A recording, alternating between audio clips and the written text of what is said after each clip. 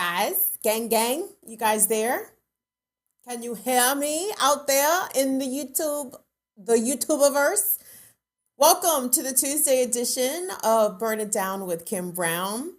Um, I don't see any picture up on my YouTube stream, but it says it's still waiting for it to start. Okay, okay. Oh, okay. Wonderful. Okay, now that I have some perspective. All right, so we're being seen right now on Twitter, on Twitch, on Facebook, everywhere except YouTube. So Twitter, Facebook, and Twitch, y'all getting something that the YouTube family is not getting right now. So let me just reintroduce myself. My name is Kims, A K to the JB. I used to smoke a lot of weed and tree. Hey, this is called Burn It Down with Kim Brown. This is the safe space where we set oppression ablaze because we know, and let me quote my good brother Chris Richards, the eclectic radical on Twitter, because not only is a better tomorrow possible, it is absolutely fucking necessary. We cannot continue to live under these conditions. More importantly, we cannot leave the world as it is for our children and their children and their children's children. And if you don't have any children, don't you want a better life for your dog and your cat and your pet children, as it were? Anywho, this is going to be a really good show today. I'm very excited. Coming up at 5:30, we're going to be speaking with labor reporter Kim Kelly, the incomparable Kim Kelly. We're going to be discussing Bessemer, Alabama, where the Amazon warehouse workers have been organizing for a nice little stretch now. And because of the dirty tricks pulled off by Jeff Bezos and Amazon during the last National Labor Relations Board election, the election to unionize Amazon workers there in Bessemer, it was found that Amazon was playing very shady and very shisty and pulling off dirty tricks, to say the least. So we're going to be speaking with Kim not only about the upcoming election there in Bessemer. By the way, I think the ballots go out Friday, or Friday is the first day they can be returned. But this is pressing. This is absolutely an eminent labor action by the workers in Bessemer, and they have lots of good reason. Amazon is a terrible employer. Perhaps you may have heard.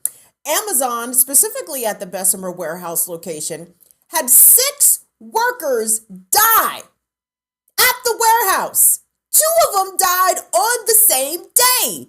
This was reported by Kim Kelly as part of her work with a More Perfect Union. Late December, 2 Amazon workers died at the same day at the Bessemer location. So there's a lot to get into. And I want to talk with Kim because it seems as though unions and organizing and being part of the labor movement is now sexy again. And I think it's so important, so critical for journalists like Kim Kelly, like Maximilian Alvarez, like our good buddies out there in Los Angeles writing for LA Taco, Memo Torres and his crew. They do wonderful stories about working people, guys. The mainstream corporate media outlets is always going to give you Jeff Bezos's perspective on things, right? And they have had to be shamed in over the past 2 years into covering labor actions and strikes because, that's not whose interests they represent. They want the working class audience because they want their advertising dollars, etc. But you're not going to see the CNNs, the MSNBCs, the NBC Newses routinely make the labor beat part of their nightly and even weekly broadcast. So I'm very excited to be speaking with Kim. Oh, okay, wonderful. We are all here. Are we all united? Have we Voltroned ourselves? Hello, YouTube. What's going on, everybody? Come true, come true. What's up, Snack Panther? We've got 40 J's Blaze in the house. Day G is in the house. Susan's in the house. Damien, Stone Alone, and Natalie's here. Vespa X is in here. Hello, baby. Chuck Diesel, my bruv, is here. Courtney SOP, my sis is in here. So I'm very excited. I don't know what y'all missed YouTube, but I had a little lengthy explanation. We had a tiny bit of a technical snafu, but just briefly, let me sum up. Kim Kelly's going to be joining us in the second half of the show to talk about the Amazon worker election at Bessemer, Alabama, because them people are about it, okay? And Bessemer is a very, very, very special place, very black place. And a lot of workers believe that Amazon specifically chose Bessemer because they felt that this was a population that they could exploit. And the people of Bessemer are like, no, nigga, no. you got that all wrong. Because we finna turn up and organize and actually get our union certified down here in Bessemer. So that's coming up in the second half of the show, guys. And before we even get started, I want to thank everybody. Thank all of our patrons who have been supporting us on patreon.com/BIDWKB. We had our AMA this past Friday, and you guys talked to me about Peter Spencer. And I'm like, yes, that name should be registering. And then I went and confirmed and looked up Peter Spencer. And y'all, we're going to talk about that for Friday, because let me just briefly bring you up to speed. Peter Spencer, black man, was kicking it with his white friends, his white co-workers out there in the Pittsburgh area, went on a trip, went out in the woods, and somehow Peter ended up shot 6 times, 9 times, and nobody's in jail, nobody's arrested, nobody's being held accountable, and Peter's family's not getting proper answers. And when I heard the story, thank you all so much to the patrons who brought this story to my attention. When I heard the story, I thought about a young man who's from the DMV. A similar situation, young black guy went on a work trip. I think he was part of a film crew. I'm gonna see if I can find his dad, because his dad spoke with local news at the time that it happened. Long story short, his son he fell off a cliff or something, or he ran into the woods and nobody could find him. And the people that he was with had no answers. They didn't have nothing to say about the situation. So what the fuck, man? Listen,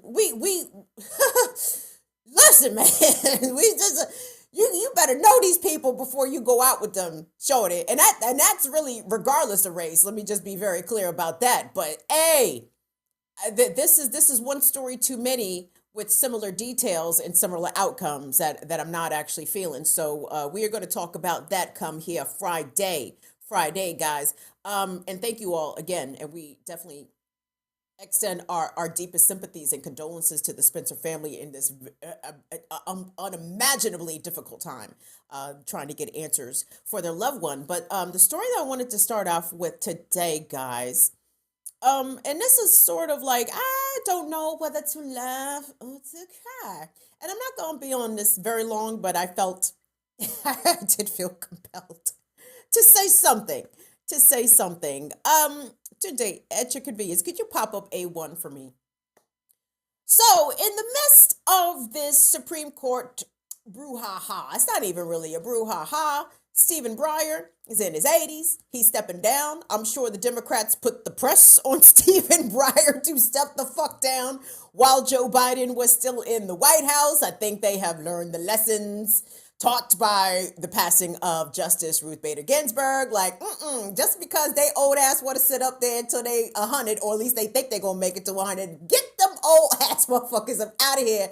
So the appropriate party, let's just say, for shits and gigs, let's just say the appropriate party for now, and for the reasons of this discussion, I suppose, because we saw what Trump put up there: Gorsuch, Kavanaugh, and Amy Coney Barrett. I could have kept all them. But anyway, so the Democrats have learned a lesson.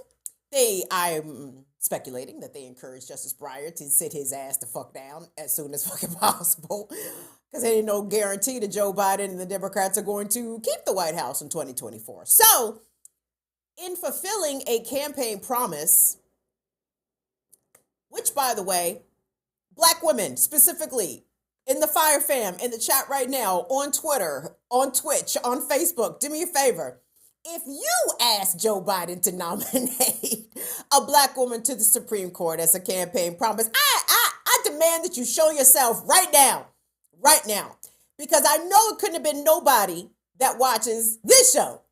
Because you know why? Because we don't make silly, token, performative asks, right, of our politicians, of our elected officials. No, we demand actual tangible policies that will change our material condition, such as canceling student loan debt, such as running me my motherfucking $600 that he still owed me from that $2,000 stimulus that he promised. That's a promise, nigga, you should have kept.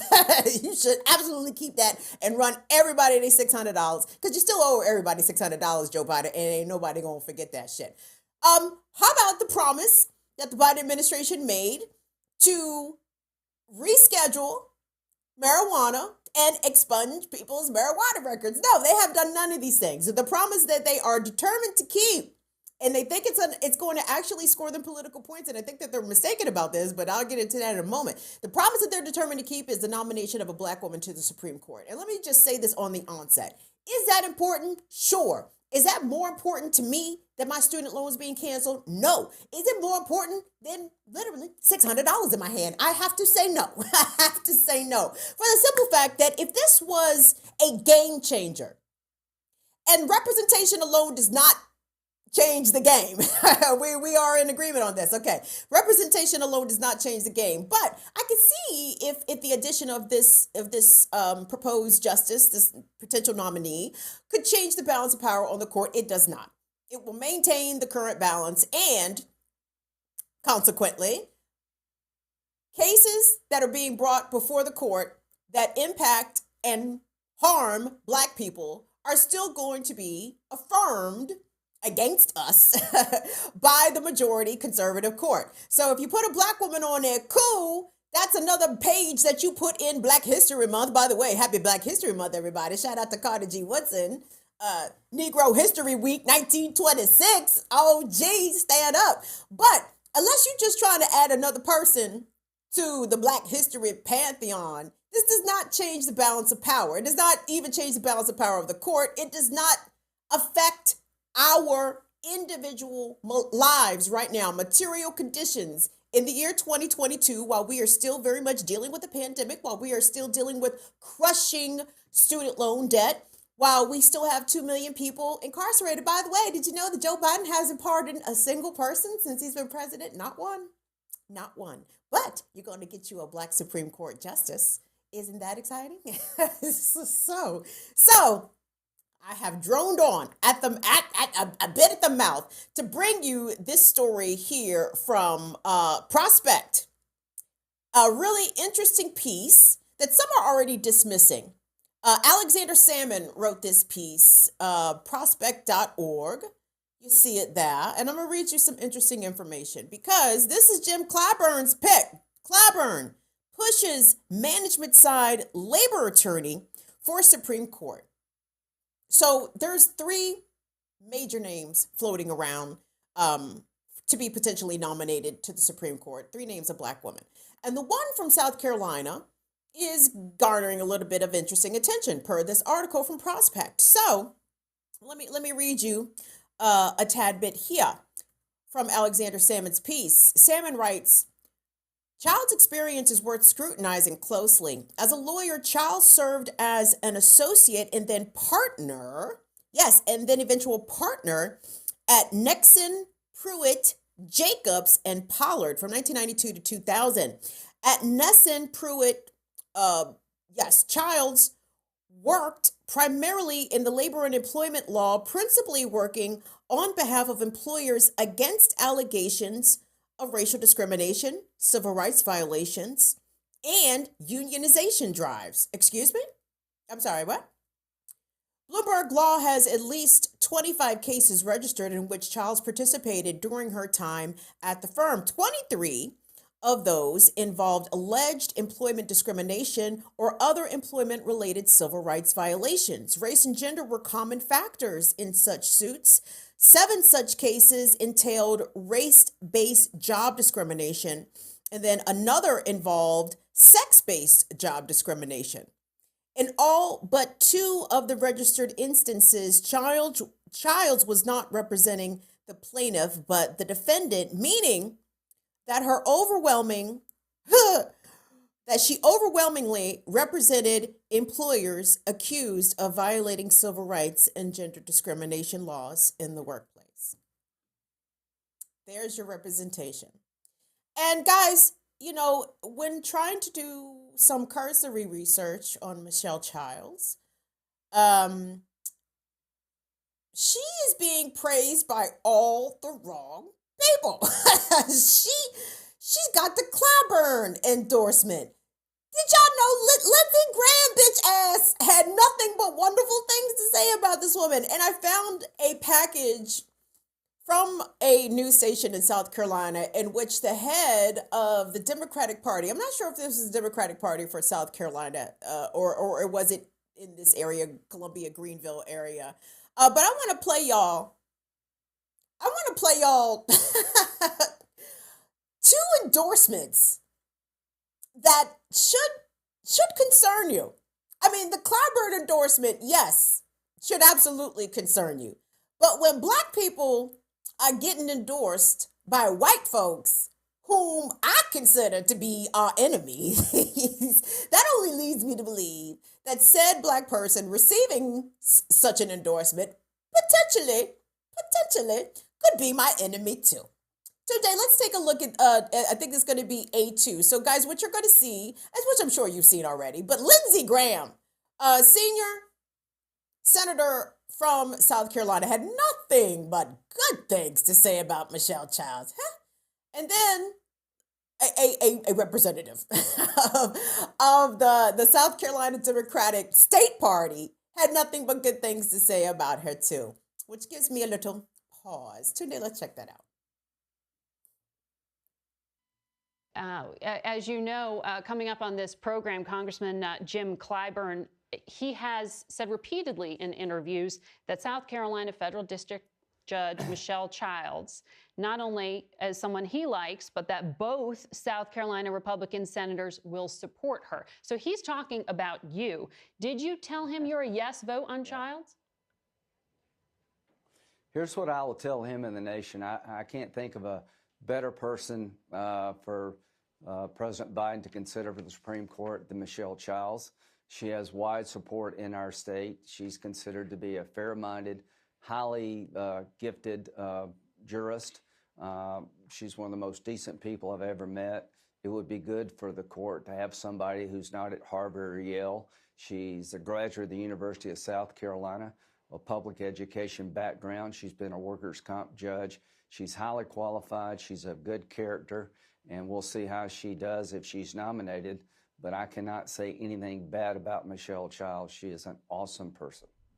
I had a chance to talk to local Democratic Party leader Colleen Condon to get her thoughts about the potential chance of a South Carolina judge being nominated to the U.S. Supreme Court.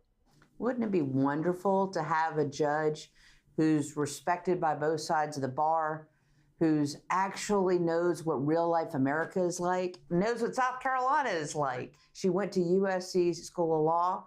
She didn't just practice on the federal bench, but she's also been a workers' comp commissioner and a state court judge. She has worked for people of South Carolina against corporate failures and is really just known as a consensus builder and a logical thinker. We would be so fortunate to have her on the bench.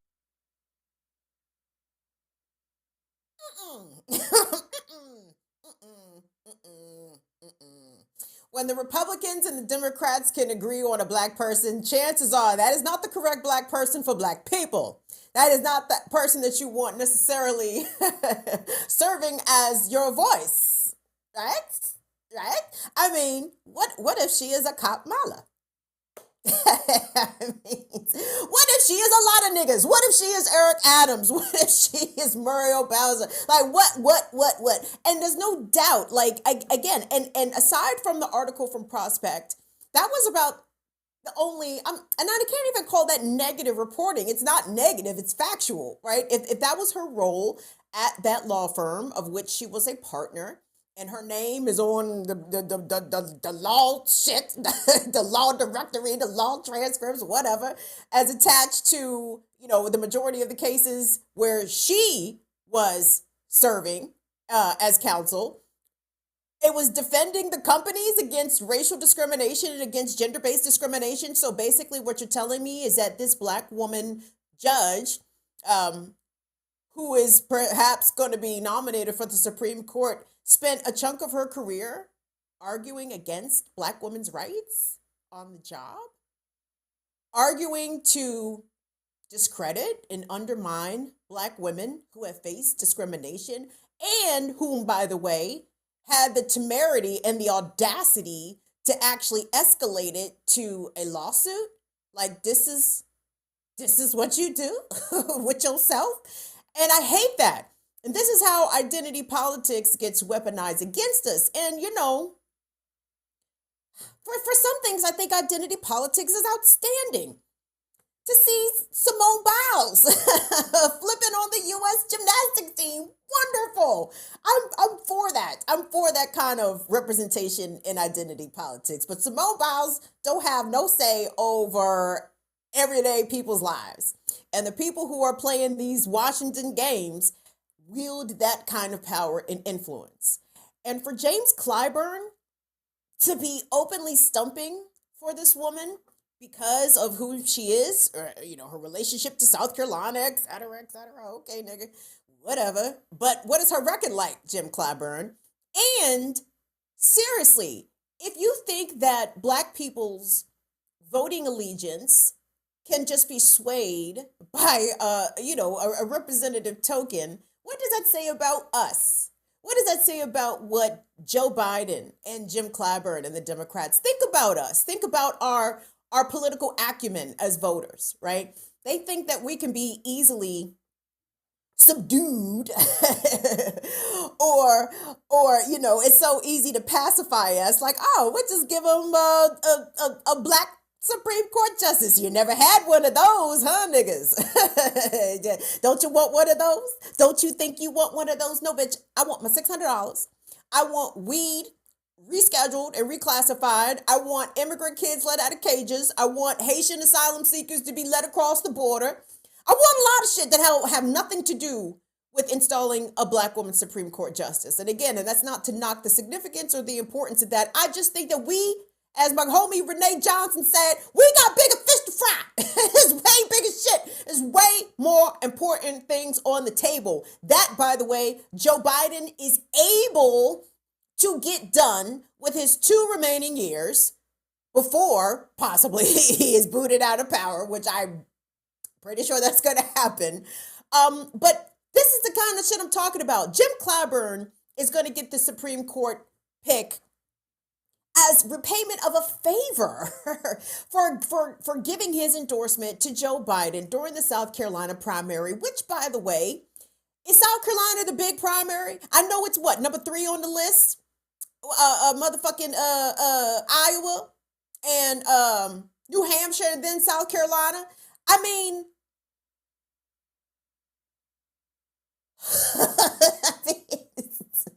it's not hard for me to believe, but I am so infuriated by the shit. Like, I have to laugh at it. I have to laugh.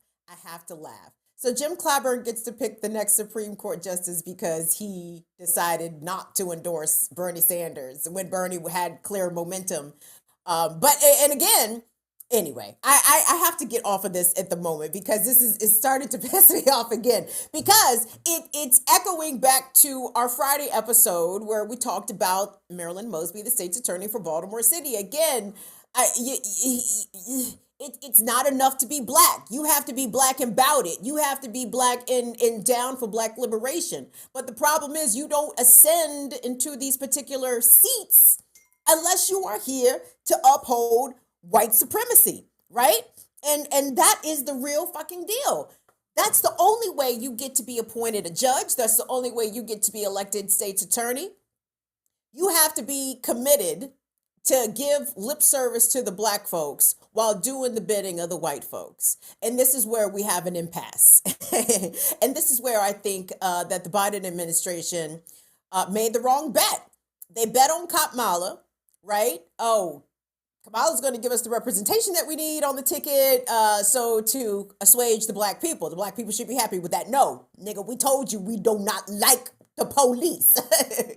And the more we say we don't like the police, the more the Democrats try to empower the police with funding and with promotions. Kamala is the vice president and everybody cannot stand her, right? So, and talking about what the Biden, what is the agenda going forward for Black America? Because certainly this can't be it. This cannot be it. You have failed on Build Back Better. You have failed on the Voting Rights Act. Like the Biden administration is replete with failures. And again, and I understand when some people come at me like, "Hey, Kim, how come you don't have no smoke for the Republicans?" It's not that I don't have smoke for the Republicans. I just don't feel as if that is a battle worth even fighting from my perspective, right? Because there is no convincing Republicans of the humanity of Black people. Republicans are out here trying to literally rewrite history again, right? This is how the Republicans are undercutting any sort of argument for reparations by denying the teaching of the actual history. So subsequent generations will be like, "What do you mean, Black people? Why should we give you reparations? That everything got solved when Martin Luther King gave the I Have a Dream speech." There you go. That's all the kids are going to know about Black history henceforth, right? So there we go. No need for reparations because we have changed the entire scope of the history. We have changed the way that the history is being retold. So I don't think that that's a fight not worth having. But politically, from a power perspective, the party that portends itself to be representative of our community is not doing a very good job of having these fights, right? They seem to be getting they clock clean. I said clock, they clock clean routinely on shit that they should easily be winning. So what the Biden administration really needs to do, sure, they can appoint a Supreme Court justice, a Black woman, etc. They would be doing themselves a favor if it was a person who stood in support and in defense of the people, not someone who stood with corporations against Black women for discrimination lawsuits. No, so hopefully they'll make a different decision, but they have to be back in this little performative tokenism shit with some goddamn policies. Like some dummy was trying to say something to me on Twitter about, regarding student loan debt cancellation. If y'all knew politics, you knew that Joe Biden can't do that by himself. The fuck he can't. Smarter niggas than me have looked into this, okay? Joe Biden oversees the Department of Education. Most of student loan debt is held by the government. Joe Biden can direct his Department of Education to forgive current student loan debt, or he could do it himself via an executive order. At the end of the Obama administration, I went down to the White House for a rally to try to rally then President Obama to reschedule marijuana. Marijuana is still a Schedule I narcotic, according to the DEA. And there's a lot of people still, despite how marijuana is decriminalized and legalized and recreational sale, medicinal and all kinds of shit, there's still people sitting in jail right now for fucking weed. Okay? Barack Obama could have done something about that. He chose not to. Joe Biden can do something about that. He chose not to. So I expect this sort of obstinance from the Biden White House when it comes to issues that can specifically improve Black people's condition. I expect them to keep their head in the sand and act like they don't know what people are talking about. And, we don't think that we can do that on our own. Okay, bitch. Remember that. Remember that in 2024. Do I want Donald Trump to be president again? No. Do I really want any Republican to be president again? No.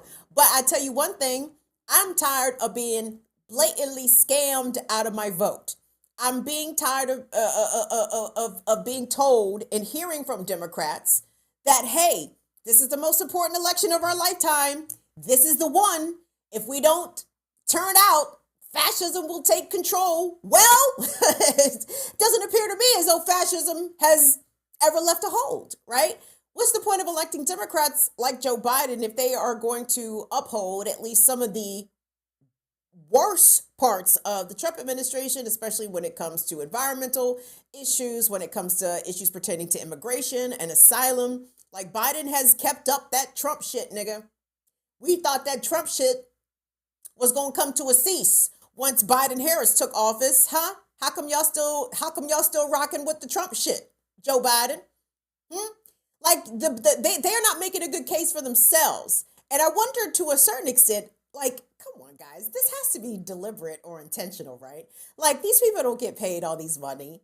These White House staffers, these Democratic consultants, these I mean, the people know, they've got to know what the pulse of the streets is, right? And I know it's very easy to dismiss and discount little channels like mine as, oh, you just better, you just a Democrat hater, blah, blah, blah. Like, no, nigga, I think this sentiment is percolating throughout the community, and I even think it's spreading. And you know what? I'm here to help it spread because we're not going to get played politically like the fools going forward. Like this has to come to a cease. And unfortunately, I talked about this before, and honestly, I really don't have that many good answers, but how to live/survive under Republican rule is something that we're going to have to seriously consider because the Democrats are going to have to be forced out of power in order for them to concede to our demands because we're giving them a chance to do it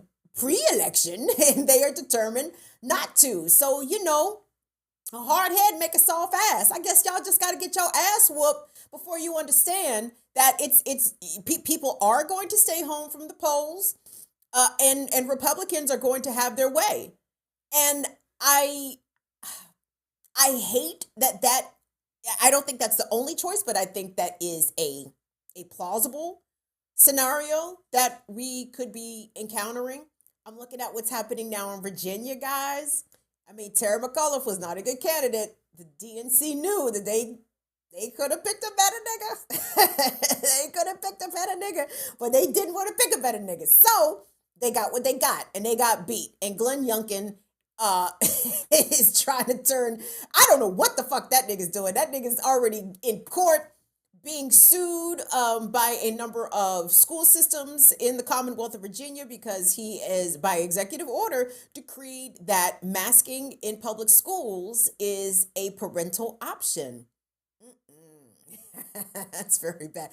And maybe on Friday, I want to explore that too, because y'all, the number of white mothers, indignant, angry white mothers that they have interviewed on the local news around here. Yo, I mean, the Karens are mad. They're giving you Karens from every perspective regarding this school shit. They're giving you the Karen who was mad on the phone, threatening to call her lawyer because her child is being made to sit in the auditorium because she don't want to wear a mask. And my child has an IEP and deserves to be in school, bitch. Tell your child to put on a fucking mask and she can be in school. No problem. And then you have the Karen who was crying, weeping.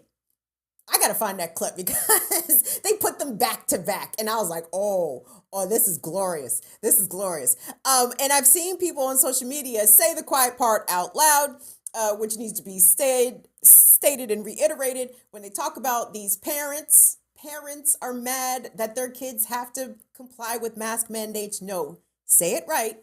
White parents are mad.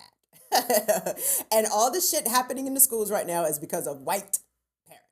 It is white parents freaking the fuck out over history, over masking, over vaccines. It is white parents. Now, please, mainstream cable outlets, news outlets, ask yourselves why it is the white parents. This could be a good investigative series. Why are the white parents freaking the fuck out? And the black and brown parents are not. But they are freaking out. The black and the brown parents are freaking out because the white parents are having more influence on the school policies, as in Virginia. Did you see the clip of the white woman in Virginia? Perhaps it was Spotsylvania County, who said at the school board meeting, she threatened to bring her gun locked and loaded to school if her child had to wear a mask to school. Okay, that's not a coincidence. Yes, sir. I'm sorry, Tina. You trying to talk to me?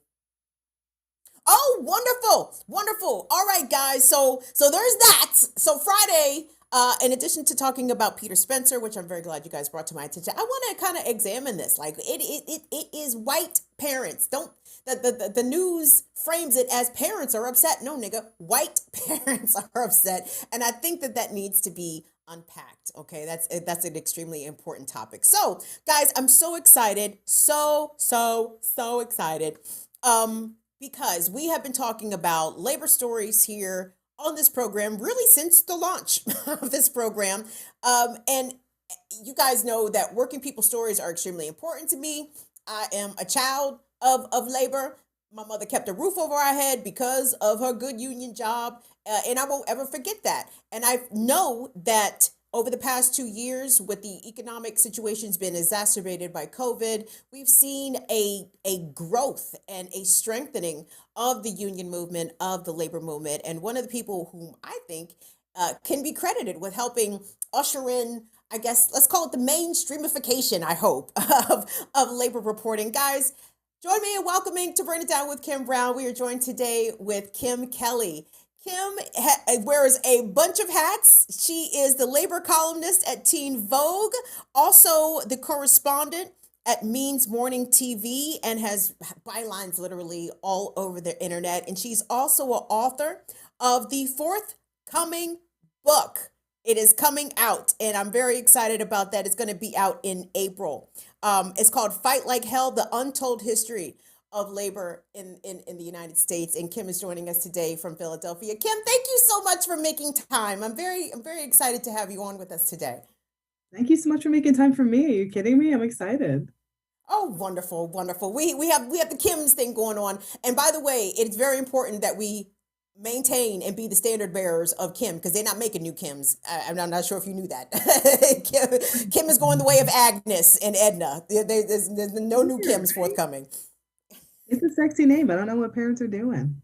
I know they are sleeping on the job, but Kim, we have a lot to get to in a relatively short amount of time because there is a lot going on. But before we begin our conversation, I want to lead off with a piece of your reporting, a piece that you have been working on, or you worked on with A More Perfect Union, because at the end of December, it was reported, it's going to be B2 Tuesday, that 2 Amazon workers died within hours of each other at the company's Bessemer warehouse last month. One was denied sick leave before suffering a fatal stroke, and workers spoke with you, Kim, about what that was like for them. And I want us to lead with this, gang, because just to give you a small but extreme idea, indication, and it's not small at all, actually. 6 people have died at the facility, but 2 people died on the same day. But just to give you a peek into the conditions that the folks in Bessemer working at the Amazon warehouse are dealing with. And this is so extreme. And let me give you guys a trigger warning for death, for human neglect, and for outright corporate greed. So Tunde, let's take a look at that, please.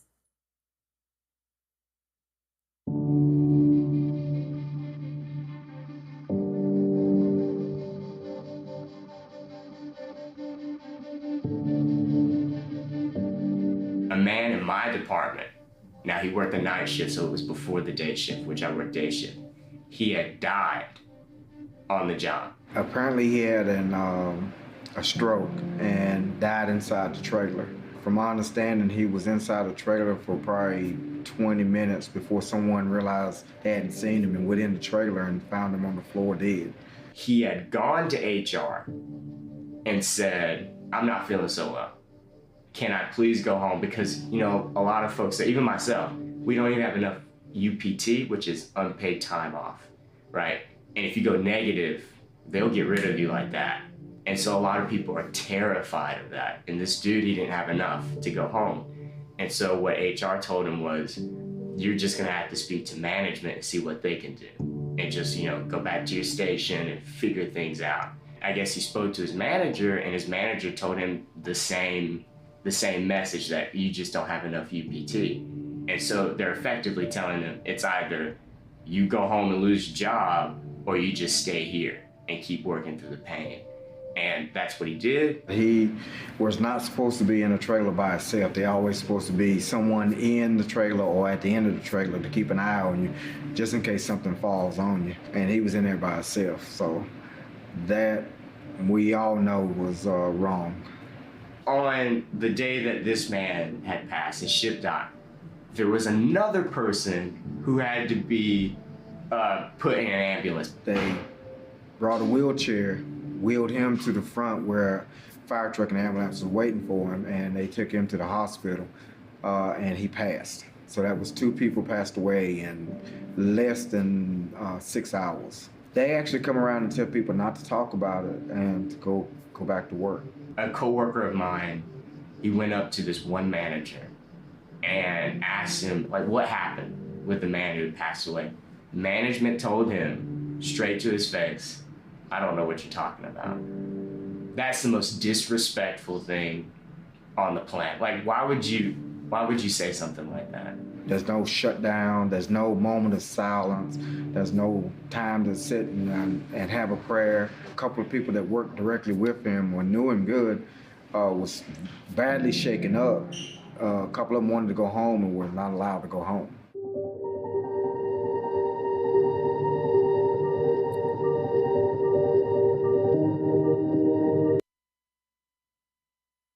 Absolutely, just a heartbreaking recount of how 2 workers at the Amazon plant in Bessemer, Alabama, lost their lives. Kim, I can only imagine what that was like for you having to report that. But let's start there. The company really worked very hard to keep these deaths under wraps and to keep them very much out of the news cycle. Were they successful in doing that? And in addition to the 2 people that died on the same day at Bessemer, and the other 4 deaths that also occurred at that warehouse, has the company been successful in keeping these deaths and the news of these deaths and the circumstances of these deaths out of the media cycle, except for reporting like yours, of course? Unfortunately, I would say they have. Not you certainly don't got to hand it to them, but they're good at what they do. And what they do is surveillance and intimidation and exploitation, finding out that workers have died on the job because of the way they operate and the way they treat people. Of course, they don't want that to get out. Actually, one of the workers I spoke to, a woman named Kamika, she told me she'd heard about like 10 people had died. And I didn't have time to reach out and confirm that. But it seems like this is common knowledge within the folks that work in these facilities. And I'm sure the people that know them. But Amazon has this way of just intimidating people to the point where they feel like they can't speak out because, "Oh, I'll lose my job. My friend will lose their job. Something bad will happen to me." I mean, this is a company that kind of runs our lives in a way. Whether or not you order stuff from their website, like they keep the internet running. They have tentacles and tendrils everywhere. They're like a bajillion-dollar company. It's really hard to stand up against that kind of a Goliath, which makes it so incredible that these workers said, "You know what? I understand the risks, but I need to say something. I need to speak out. People need to know what is happening here." And I couldn't be more, grateful to them for taking that time. Like, no, this is enough is enough. People need to know. And undoubtedly, the worker deaths are really just the tip of the iceberg, specifically, well, I would imagine at Amazon warehouses across the country. But speaking specifically about Bessemer, and we know that the workers there organized to attempt to unionize last year, but that effort failed. But it didn't fail because they weren't doing what they were supposed to do in terms of getting people on board. In fact, the company was engaging in really low down dirty tricks. I mean, so much so that the National Labor Relations Board authorized this second election, which I believe ballots go out this Friday. Talk to me about what you uncovered in terms of the ways in which Amazon was engaging in union busting and how much money, Kim, were they spending on trying to bust this unionization effort in Bessemer? The amount of money alone they spent on anti-union consultants, they could have given everybody in that factory a nice fat raise and bought them some nice comfortable chairs. But instead, they're paying thousands of dollars a day to anti-union consultants to come in and hold these captive audience meetings, which are mandatory meetings that workers are pulled into during the workday, and they are given the facts about unions, which is of course all anti-union propaganda. I mean, that's kind of a common tactic. The way that Amazon approached busting the union the first time, it was, true to form. They innovated a little bit, but then they also relied on some of those tried and true tactics we've been seeing since well before the Gilded Age. They had their captive audience meetings. They had anti-union propaganda plastered all over the warehouse, even in the bathrooms. They were sending workers messages on their cell phones. They had managers walking around checking in to see, "Oh, what do you think about this union thing? Like, you're not in favor, are you?" Which of course is intimidating enough on its own. If your boss comes up and is like, "Oh, do you want to do this thing?" You probably shouldn't. What are you going to say? If you have, family to support, kids to feed, this you need this job. What are you going to do? It's just deeply unfair and deeply just nasty, the whole situation. And the aspect oh, there's 2 specific aspects that stood out to me that kind of blew my mind. One of which you mentioned, the NLRB, okay, one of the things that kind of triggered the NLRB calling for the second election, ruling that Amazon had intimidated and unfairly influenced the election, was that they had constructed this mailbox in front of the facility where they put a little mailbox like you'd see in an apartment building and encouraged the workers to put their votes, their ballots there. And of course, there's security cameras everywhere. And of course, it's right in front of the door. And of course, you're not going to feel safe casting your ballot there, especially if you're voting yes. And that the mailbox is still there. By the way, that is like some of the wildest shit. Like they've kept it there and they're fighting to keep it there for this election. It's like, did you learn nothing? Rich people don't learn nothing. But one other little thing, well, not a little thing, just a very significant thing that stuck out, did that just sort of underline how much power Amazon wields in these cases? Is that it got the county to change the traffic light in front of Right. the facility. And why that matters, besides being like some creepy 1984 type shit, is that there's this little cement block, like a little, little area by the traffic light where the organizers and union activists would stand and chat with people in their cars as they were coming in and leaving, hand out flyers and the like, because this was happening all earlier in the pandemic where we didn't have any vaccine, we couldn't gather in large groups. It was not safe for people to use these traditional organizing tactics like having meetings and town halls and visiting people at their homes. So they really had their hands tied in terms of actually connecting with workers because, of course, Amazon has its own police force and you cannot go onto their property to talk to folks. And so they pulled some little magical strings and they changed the traffic lights to make it so they changed quicker. So there wasn't any time for organizers to talk to the workers. One of the organizers almost got hit by a car because the change was that abrupt and that obvious. Like, this is the kind of thing that we're dealing with. It's like this mix of Gilded Age robber baron with less dynamite and more like creepy surveillance and a lot of friends in the government, it seems like. So, I mean, let's talk about that because this second election has been authorized. The organizing still continues, but is any of the momentum been diminished from when you were covering in Bessemer last year to this year? Because people move along. These jobs are sort of they can be short term. They can have a high turnover. So maybe people who were working at the Amazon warehouse last year and perhaps voted in favor of the union either got tired of the company or got for reasons they separated their working relationship with Amazon, and now maybe those folks are not around, and maybe the newer folks are being intimidated by what they've seen the company do already. What is your read on the momentum headed into this second unionization election? I mean, you're absolutely correct. One of the things that distinguishes Amazon from other workplaces is the fact that the turnover is so significant. Like, I think it's about 50% new people in the Bessemer warehouse, which is 3,000 new people that the union needs to get to and talk to and organize.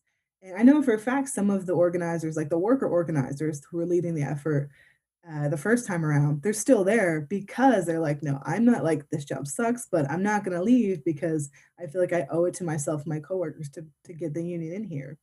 But I mean, you identified one of the issues that faces this campaign is like the organizers from the union kind of have to redo everything because the turnover has been so significant. And, I'd be remiss to not mention that, historically speaking, it's pretty hard to win a rerun election. Like, the odds aren't great, but there are some things about it that do give me a little bit of hope. I mean, I'm always a little bit of a Pollyanna about these things because I want them to win. I really want them to win.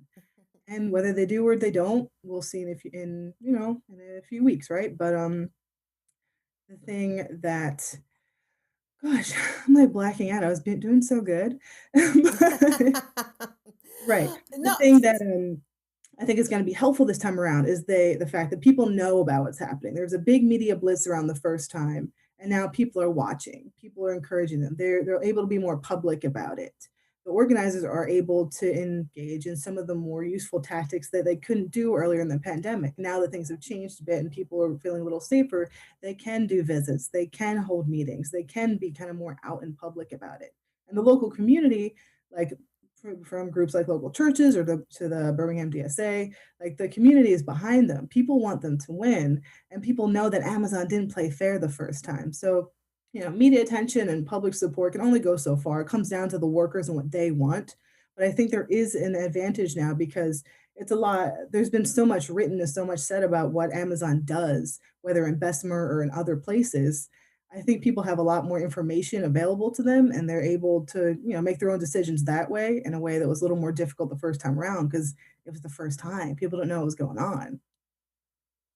I wanted to ask you about an op-ed that you penned for the Philadelphia Inquirer, and you talked about how everything that you basically just said just here, how Amazon is just this behemoth of a company that treats their employees so badly, and you were really determined in this op-ed to make sure that Amazon does not bring its warehouses to the Philadelphia area. What made you write this? And do you think that it is likely that an Amazon warehouse will open up in the Philadelphia area?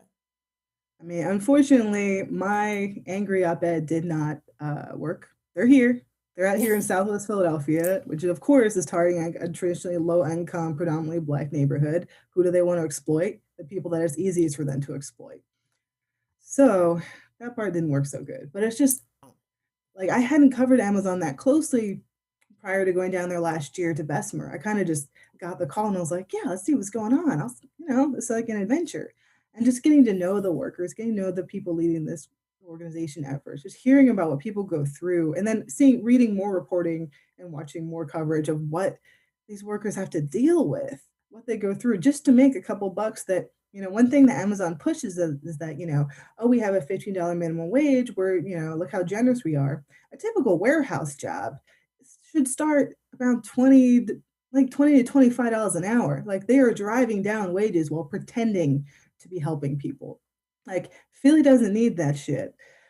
Unfortunately, I'm not in charge. So they're here. There's a lot of Amazon facilities in the surrounding suburbs too, and in Jersey. Like that's the thing. It's kind of hard to escape them because as much as we, the people, don't want to deal with them, the people in charge who sign the checks and sign all of the ordinances and the regulations and, the people you can bribe and lobby and do all that fun stuff with, like they want Amazon here because they think, oh, this will make people happy. This will bring some jobs and some money into my district and my pocket. Are people going to have to piss in jars and get carpal tunnel and die in the back of a storage container along the way?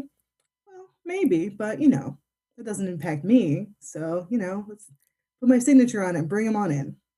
And Kim, that's the part that kills me because I mean, what you are describing is something that I've seen play out lots of places around the country, especially where I'm in the DC area. The Amazon East Coast headquarters, Amazon 2 headquarters is coming to Northern Virginia, and the company has received nothing but favorable press coverage from everybody. Name them, everybody. Bezos, of course, the Bezos Post, the Washington Post is not going to be critical of Amazon coming to this region to build their headquarters, driving up property values in a bad way, making shit unaffordable in a lot of things. But that's why I'm so appreciative of reporting like yours, reporting like Max Alvarez, people who cover labor, because someone has to tell the truth about what Amazon is doing, how they are treating their workers, and tell the workers' stories. So I'm very grateful for you for doing that and taking that on. But it's not just Amazon. You are the labor lady. You cover a variety of strike actions, and one of them includes the Warrior Met coal strike that has been happening. Has it been 8 months now, Kim? 10 months. 10 I'm like making months? plans for the 1 year anniversary. That's not a 1 year anniversary I wanted to see, but they've been out here for so long. And I found them I heard about the strike while I was down covering the Amazon actions because it's not happening that far away. They're in Brookwood, wow. which is about like 25 minutes down the road from Bessemer, which is about 45 minutes from Birmingham. And there's so much going on in this one place. And as much media attention as the Amazon workers rightly got for the drive at Bessemer, there hasn't been nothing for the Warrior Met miners. And I think there's a lot of different reasons for that. But the thing that I try to drive home in my coverage and just in my commitment to the strike is that, maybe you don't approve of their job. for environmental reasons, for political reasons, like that's valid, that is fair. But these are working people with families and lives and hopes and dreams, not to be too kumbaya about it, but like these are workers. And if we want, true working class liberation, we have to take care of all workers. You know, if you want to shut down every coal mine in the country, like, okay, but like that'll hurt as many people as it could potentially help. Like it's complicated, right? But what it comes down to is that these workers have been treated terribly. They're not being paid enough. They're dealing with devastating injuries. They're breathing in coal dust. They're doing all this for like $22 an hour. And this company that is a Wall Street backed, venture capital backed company, they're getting away with it right now. They're trying to starve them out. They're using their cozy relationship with the local judiciary and law enforcement to intimidate and try to break the strike, to arrest strikers with impunity. People have been hit by cars on the picket lines, and the cops have done nothing.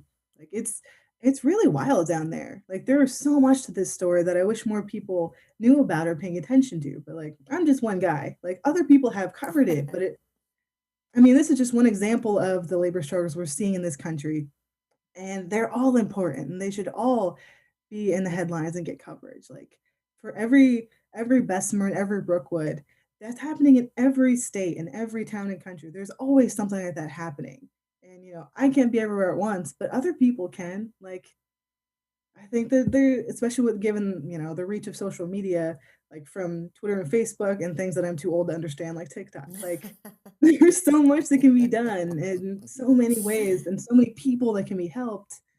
I'm on my little soapbox now, but It's thank you for being fine. here. Stay up on that soapbox real quick. Tunde, if you could pop up B4 for me, pardon me, B5, because Kim, you cover these issues that affect working people and those in the labor movement, and you also use your platform to try to fundraise, and you have a fundraiser, not you specifically, but you are participating in a fundraiser for the Warrior Met coal folks. Would you mind telling us about it to try to raise some money? Because like you said, these people, these striking workers weren't getting paid very much to begin with, and now they've been out of work for 10 months, and undoubtedly that has got to be putting a lot of pressure on their families and on their home living situations.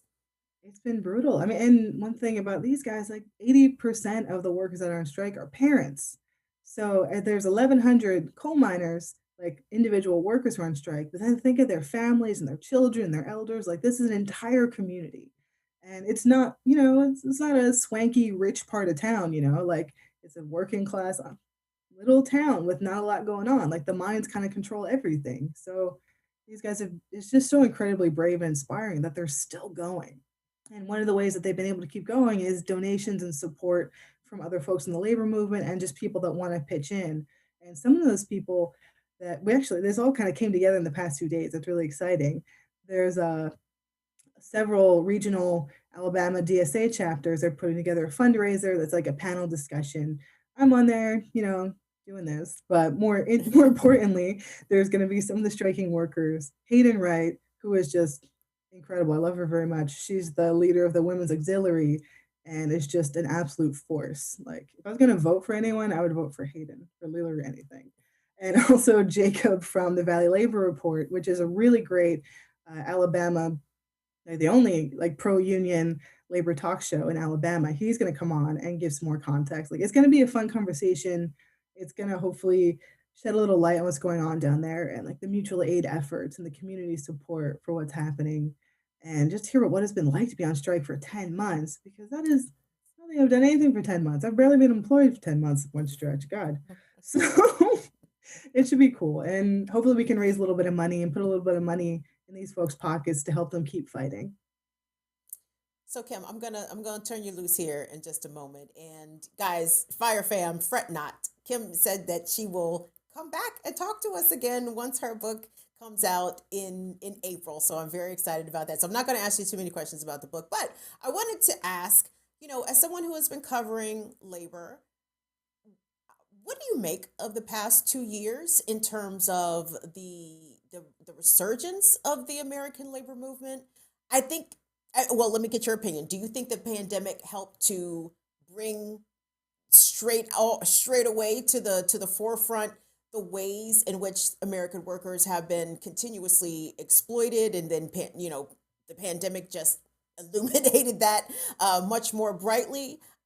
Since you began covering unions and labor compared to now, what do you make of the past 2 years and Amazon workers trying to unionize and Starbucks workers trying to unionize? And then I'm seeing people trying to unionize places I never expected, like the iHeartRadio podcaster production team is trying to form a union. I'm like, yo, this is shit I never thought I would see as a younger person. I'm a little older than you, Kim, but like in the 2000s and the aughts, they were actively discouraging us as young workers to even consider a union. That's just silly. But I think that has changed 180 degrees, especially as we're looking at the moment right now. What are your thoughts? Man, the pandemic has been sort of this like cursed blessing in that one small regard, right? Of like because the early reporting and continuing reporting on the pandemic focused on the frontline workers, the essential workers who were always essential, but finally got that tagline. There was so much more kind of consciousness raised around who gets to work at home and who doesn't, and what the circumstances are of those jobs and what's happening with those jobs. And something we kind of saw, which was exciting, was that so many reporters who maybe hadn't covered workers' rights issues or labor issues before, they were starting to report on these things. And people were paying attention. There's been so much, it has been kind of a groundswell because work and the workforce in the office, these concepts have kind of been at the forefront of this pandemic because that's kind of what's driving all of the responses to it. And that's also driving who is suffering the most from it. So it's been, as much as the media is just a piece of any puzzle, any organizing puzzle, any political puzzle, it has been really helpful, I think, in this way because it's been giving people more and more examples of ways that they can do it too. Like, look what's happening with Starbucks. That has been a domino effect. That is like one of the most exciting things in labor in the past 30 years. Like, I don't know if that would have happened without the pandemic. Like, hopefully it would have, but I think there's just kind of been this urgency. And kind of a side note to that, to shout out my union, the Writers Guild and the News Guild, media unions have been organizing at a very furious pace for the past 6 years now. And so there's tons of more unionized publications. So now there's tons of reporters and editors and media workers at these publications who have organized, who have bargained the contract, who kind of understand the importance and nitty gritty details of a labor story.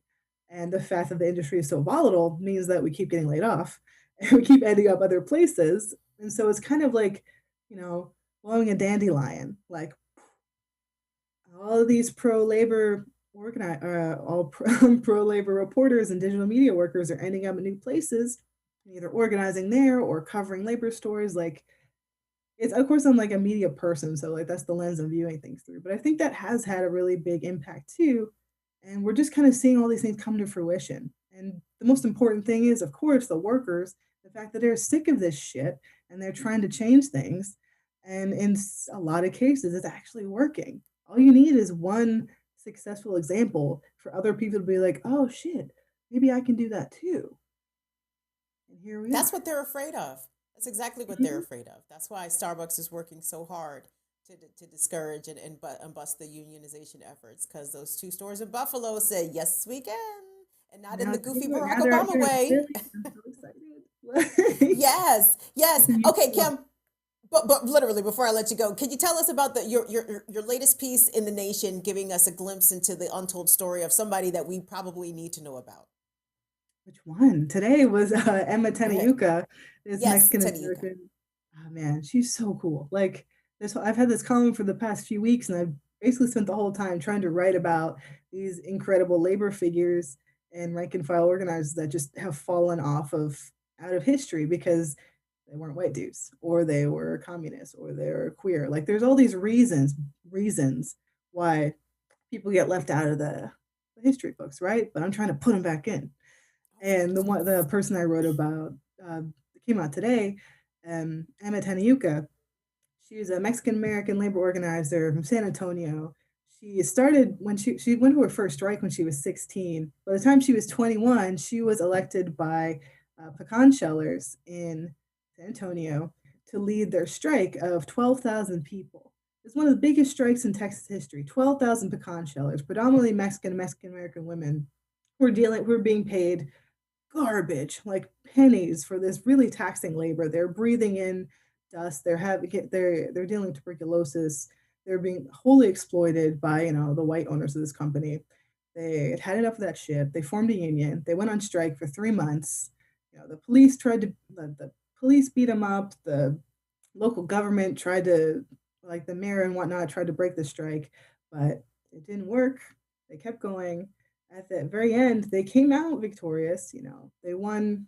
They won some demands, but it was like kind of a fleeting victory. Anyway, I won't get too into this strike. You can read about it. But Emma Taniqua was just this really incredible, passionate figure who led this strike. She was an incredibly effective organizer. She also, she fed the people. She held soup kitchens. She translated. She was everywhere. But she got forced out of the strike leadership because she was a member of the Communist Party. She was not shy or apologetic about, her views of working class liberation, and the guys in charge couldn't handle that. And a lot of the business leaders and even religious leaders couldn't handle that. And they're like, no, we gotta get rid of her. She ended up leaving San Antonio for like 30 years and becoming a teacher and living a whole life outside of her hometown. But she came back and she was greeted as a heroine. Like people had finally come around and realized what they lost. So, and now there's a campaign to name a street after her, and she's in the San Antonio Women Hall of Fame. Like, it's kind of a happy ending, right? But there's so many people like that out there, and I can't find all of them, but this one was a good one. Well, check that out. That is Kim's latest piece in thenation.com. And gang, please mark your calendars, get your pre-sale orders together, because the new book is going to be coming out April 26th. It's called Fight Like Hell, The Untold History of American Labor. We've been joined today with labor columnist, all around badass, and author Kim Kelly. Kim, I like you quite a bit. I am so excited to speak with you. I'm a big admirer of your work, and you hold your nuts out here, and I respect that. So thank you for being you and doing what you do. Dude, thank you so much. I mean, we're Kims. We got to stick together. Don't let the bastards grind you down. Listen, they're not making new Kims out here, Kim. We got to show a whole generation of Kims, like how it's done. So thank you so much for making time, and I can't wait to have you back on once the book is out. I'm so excited for you. So thank you, Kim Kelly, everybody. Woo! Thank you, Kim. I'll talk to you soon. Thank you, dear. Thank you, guys. Hey, Fire Fam, I hope you enjoyed that, because I enjoyed it. I feel a lot more apprised of the situation that we've spoken with Kim Kelly. Kim is a G out here. Seriously, that labor beat, there's some folks on it. There's some folks on it, but I don't know if they want it like Shorty, because she is on it. She is on it. I love to see all the flame emojis in the chat, all the heart emojis in the chat. I'm very glad that you guys appreciated having Kim join us today and get us up to speed on what's happening in Bessemer. And just FYI, gang, they are having a couple of things. So the election for the second election at the Bessemer warehouse, I believe the ballots go out this Friday. So do what you can to support them, even if it's just tweeting or Facebooking or showing your support, making your community and making your circles aware of what the workers in Bessemer are facing down there. So do that, spread the word. If you can participate in the fundraiser that Kim is taking part in with the Warrior Met Coal people who have been on strike, as she just told us, for 10 months. 10 months. Follow Kim on Twitter at Grim Kim. She's got the information posted on there. And guys, we will do more of this. We will continue to bring you working people's stories, because the shit is important. And I don't know what them niggas on cable news be doing, because I don't watch motherfucking cable news, but I know they ain't doing this shit. So there is that. All right, guys, that is our time. So I'm going to turn y'all loose. Thank you all so much. Afraid not. I love you, baby. Did I see Afra in here? Shades is in here. My baby Elena's in here. Chuck Diesel. Who else we got? Anna Hart. We got Snack Panther. I fucking love that handle, yo. That joint has made me laugh now 2 times. Esther, thank you, honey. Polly Gannon, good to see you in the building, sweetheart. Lateef, of course, my baby. Who else we got in here? Pookie Water, you in here? Everybody's in here. Wonderful. Yes, we had a wonderful turnout today. I'm very, very appreciative. So, guys, happy First day of Black History Month. We're going to bring you some Black history, I suppose. We make Black history every day, recognize. Anyway, so happy Black History Month. Happy Lunar New Year to our Chinese sister and brethren. You see them rocking my red. They supposed to say you're supposed to wear red on Lunar New Year because it's going to bring you some prosperity. So I need some prosperity over here. So happy Lunar New Year, the year of the tiger. I appreciate you guys so much. Hey, guess what? Kalanji sent me the link, so I would be on the Black Power Medium, the Remix Work Show tomorrow morning, 8 a.m., 8 to 10 a.m. Eastern. So come hang out with, it could be anybody on the joint show, but it'll be a variation of me, Jackie, Gerard, Kalanji, Kamal, Ear Doctor. It'll be some sort of mix of that. So come hang out with us tomorrow morning on BPM, 8 a.m. Fire Fam, I will see y'all back here on Friday. I better see y'all back here on Friday. Love you guys so much. Don't forget Omicron, COVID, still very much out here jumping on people. And the crazy white parents across the country don't want your children to wear masks in school. So that means you need to make sure, double down, triple down, quadruple down on masking, hand washing, social distancing, vaccinations if you're feeling funky. I mean, whatever. I don't know what to tell people these days. Just be careful. On behalf of Tunde and Molly, we love you guys. Thank you all so much. See y'all later.